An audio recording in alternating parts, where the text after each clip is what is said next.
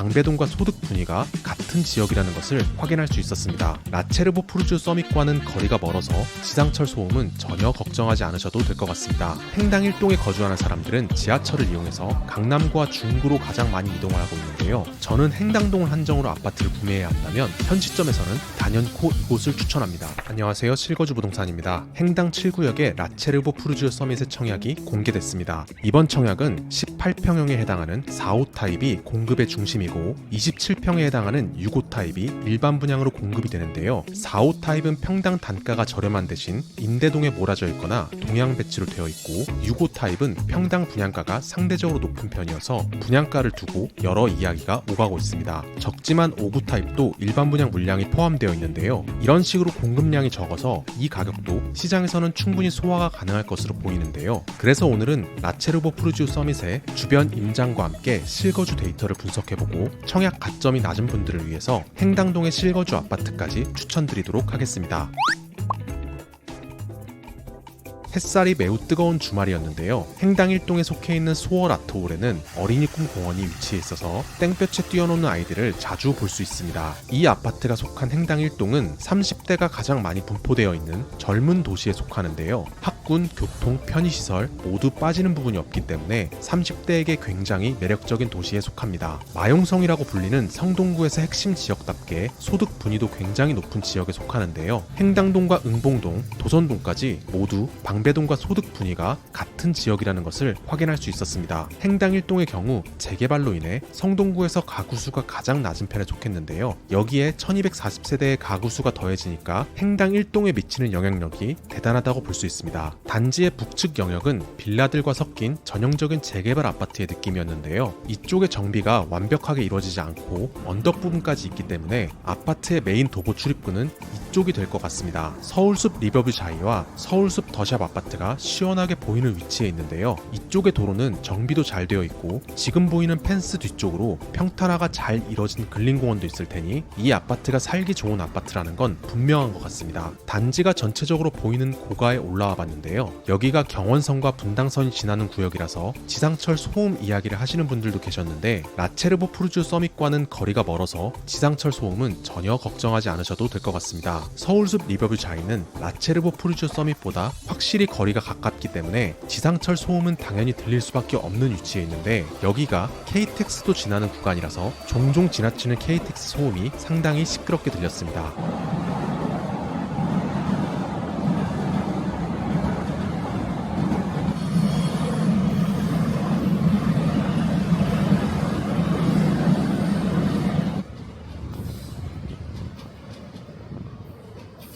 라체르보푸르주 서밋의 시세를 가늠해 볼 수 있는 아파트는 서울숲 리버뷰 자이라고 할 수 있는데요. 준신축에 해당한 아파트이고 1000세대가 넘는 아파트이기 때문에 인기가 꽤 많은 편입니다. 5구 타입은 약 16억 내외의 가격에 형성되어 있고 84 타입은 약 19억 원 내외의 가격에 형성되어 있습니다. 라체르보푸르주 서밋의 청약으로 인해 가장 큰 수혜를 보게 될 아파트도 이 아파트일 텐데요. 현재의 아파트 시장은 신축 대단지 위주로 급격한 상승을 겪고 있기 때문에 이 아파트도 가격이 꽤나 가파르게 상승한 편입니다.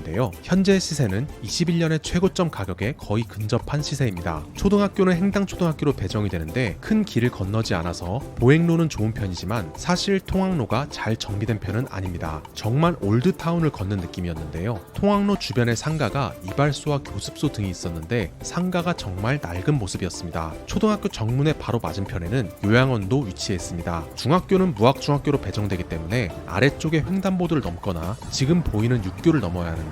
거리 자체는 충분히 도보로 다닐 수 있을 만큼 가까웠습니다. 라체르보푸르주 서밋에서 배정되는 중학교는 학업 성취도가 매우 뛰어난 편이기 때문에 학군적인 측면은 분명히 강점이 있는 것 같고요. 다만 고등학교는 중학교에 비해 학업 성취도가 뛰어난 편은 아닙니다. 사실 고등학교는 정말 공부에 재능이 있는 학생들은 자사고나 외고, 과학고로 빠지기 때문에 학군의 영향이 중학교보다는 적은 편이죠. 단지의 끝에서 왕십리역까지 거리도 상당히 가까운 편인데요. 왕십리역이 상당히 복잡한 편인데 왕십리역 광장까지 도보로 10분 이내에 도착할 수 있습니다. 왕십리역은 교통의 중심이기도 하지만 이마트나 엔터식스가 입점해 있어서 교통의 중심지와 복합몰의 역할을 동시에 수행하고 있는데요. 그만큼 유동인구도 상당히 많은 편입니다. 서울 전체의 지하철역에서 네 번째로 환승을 가장 많이 이용하는 지하철역이고요. 왕십리역에서 승차하는 승객만 하더라도 한 달에 약 100만 명 이상이 됩니다. 행당 1동에 거주하는 사람들은 지하철을 이용해서 강남구와 중구로 가장 많이 이동을 하고 있는데요. 왕십리역이 2호선을 이용해서 강남역으로 이동하기에도 굉장히 편리하고 5호선을 이용해서 광화문으로 이동하기에도 굉장히 편리합니다. 다만 유일하게 동대문구만 버스로 이동하는 승객이 훨씬 많은 편인데 동대문구는 왕십리역에서 경원선을 이용해서 이동하는 것보다 버스로 이동하는 것이 훨씬 편리하기 때문입니다. 왕십리역은 많은 환승 수요 때문에 출퇴근 시간에도 꽤 혼잡한 지하철역인데요. 2호선의 경우에는 동대문으로 향하는 지하철이 갈수록 혼잡해지고 강남역으로 향하는 지하철은 왕십리에서 혼잡도가 해소된 상태로 이동하기 때문에 강남역 방향으로의 출근이 더 수월한 편입니다. 왜 지하철을 이용해서 강남역으로 이동하는 사람들이 가장 많은지 이해가 되는 부분이죠. 5호선의 경우에는 혼잡도가 양쪽 방향이 극명하게 나뉘는데 출근 시간에 동대문 방향으로 갔다가 퇴근 시간에 왕십리역 방향으로 돌아오는 노선은 엄청나게 혼잡한데 출근 시간에 천호 방향으로 향하는 지하철은 상당히 널널합니다. 왕십리역을 이용하는 거주자는 중심 업무 권역과 강남 업무 지역으로 이동하는 수요가 확실하다는 게 대중교통 이동 데이터에서 확실히 느껴집니다. 교통에 있어서 행당동의 큰 장점 중 하나는 버스 노선이 정말 편리하게 되어 있다는 것인데요. 출퇴근을 위한 버스 정류장은 행당초등학교에서 가까운 위치에 있는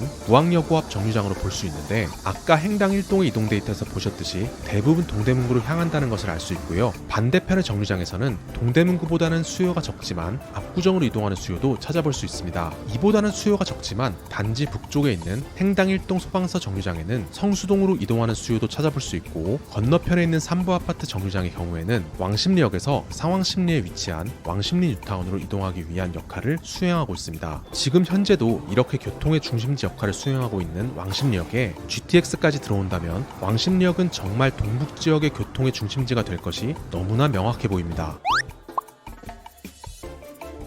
이렇게 앞으로 교통 환경이 좋아질 일만 남은 왕십리역. 라체르보 푸르조 서밋에 당첨되지 않는다면 어느 아파트에 관심을 갖는 게 좋을까요? 저는 행당동을 한정으로 아파트를 구매해야 한다면 현 시점에서는 단연코 이곳을 추천합니다. 바로 행당역에 위치한 행당 한진타운과 대림 이편한 세상 아파트입니다. 행당역을 기준으로 좌우에 배치되어 있는데요. 한진타운 아파트는 2100세대, 행당 대림은 3400세대 규모의 대단지 아파트입니다. 맞은편에 있는 아파트이지만 행당 한진타운이 비슷한 컨디션에서 약 5천만 원에서 1억 정도 가격이 높은 편입니다. 언덕이 상당히 높은 편이지만 단지 곳곳이 엘리베이터로 연결되어 있기 때문인데요. 엘리베이터를 타고 올라가면 평지 아파트와 비슷하게 생활할 수 있기 때문에 조금 더 선호도가 높은 것 같습니다. 반면 행당 대림 아파트는 완만한 경사로 이루어져 있어서 동 배치에 따라서 언덕을 많이 걸어야 할 수도 있습니다. 두 아파트 모두 20평대는 약 11억 원 내에 형성되어 있고 30평대는 13억 원 내에 형성되어 있는데요. 이 두 아파트를 추천하는 이유는 아이러니하게도 이 아파트가 구축이기 때문입니다. 최근 아파트 거래 시장은 신축, 대단지 위주로 신고가가 일어나고 있기 때문에 상대적으로 구축 아파트들이 좋은 가격에 매수할 수 있는 확률이 높다고 볼 수 있고요. 무엇보다 이 아파트들은 완전한 초역세권, 초품화라는 장점으로 거래 회전이 상당히 빠른 아파트입니다. 2024년 1월부터 8월까지 성동구에서 거래된 아파트 단지의 순위를 살펴보면 2위와 3위에 이 두 아파트가 랭크해 있는데요. 현재는 신축 대단지 위주의 시장이지만 양쪽 단지 모두 리모델링 또는 재건축을 추진하기 위한 움직임이 활발하기 때문에 분명히 매력적인 아파트라고 볼 수 있습니다. 네, 오늘은 이렇게 라체르보 푸르지오 서밋에 대한 임장과 실거주 분석 그리고 주변의 아파트까지 추천드려봤는데요. 최근 아파트값 상승이 심상치 않다 보니 대출을 규제하려는 움직임이 계속해서 나타나고 있습니다. 어차피 돈이 많은 사람들은 대출을 줄이나 마나 아파트를 구매할 테지만 첫 집을 마련하시는 분이나 지금 타이밍에 내 집 마련을 꼭 해야 하는 상황에 놓인 분들이라면 이렇게 대출 규제가 확산되고 수요가 줄어들 것으로 예상되는 시점에 분명히 급매가 나올 테니 이런 물건도 잘 찾아보시면 좋을 것 같습니다. 그럼 다음에 더 좋은 실거주 분석으로 돌아오도록 하겠습니다. 감사합니다.